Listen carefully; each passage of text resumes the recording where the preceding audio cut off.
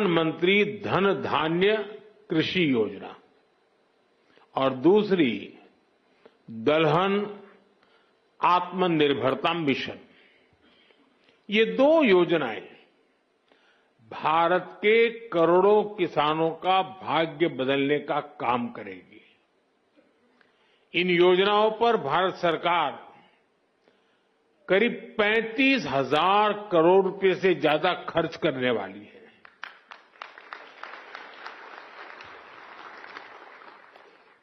मैं सभी किसान साथियों को पीएम धन धान्य कृषि योजना और दलहन आत्मनिर्भरता मिशन के लिए बहुत बहुत बधाई देता हूं।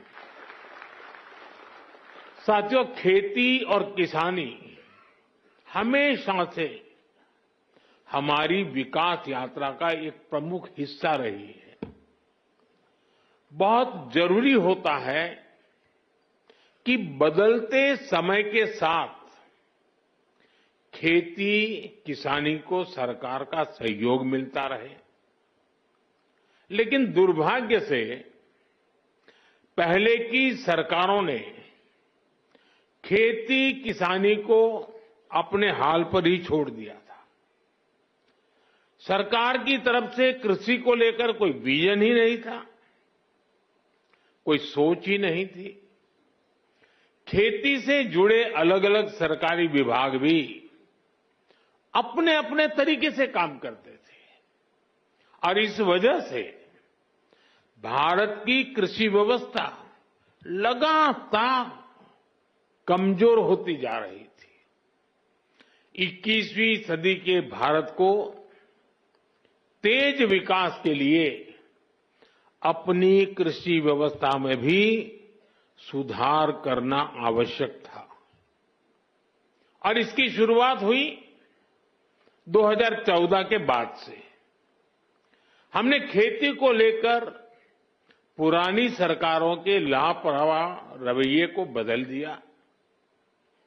हमने आप सभी किसानों के लिए उनके हित में बीज से लेकर बाजार तक अनगिनत रिफॉर्म किए, सुधार किए।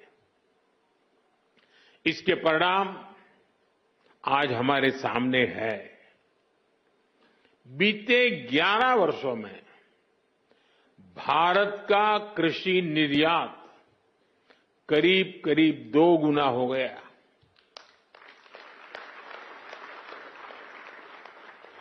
अनाज उत्पादन पहले जो होता था करीब करीब 900 लाख मैट्रिक टन और बढ़ गया। फल और सब्जियों का उत्पादन 640 लाख मैट्रिक टन से ज्यादा बढ़ गया।